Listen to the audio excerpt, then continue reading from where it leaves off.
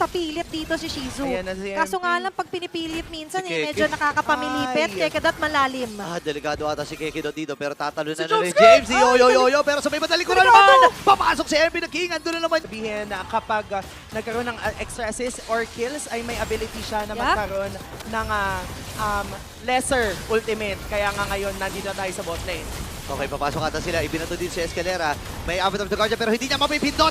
Hindi may kakasayon. MP the King ay nakuha din ang kill 4v4 magiging laban. Parehas roamers ang napatumba na magkabilang panig. Pero may wave pa dito ang Twisted Minds, ha? And they're waiting kung kailan nga ba ipapop yung Heart Guard. At ngayon na nga yung pagkakataon na yun. Napalalim ata. Ito na naman ang power of love mula dito sa Twisted Minds. Pero sabi ng AP Bell, aray ko, Tumambay! lovebirds pala!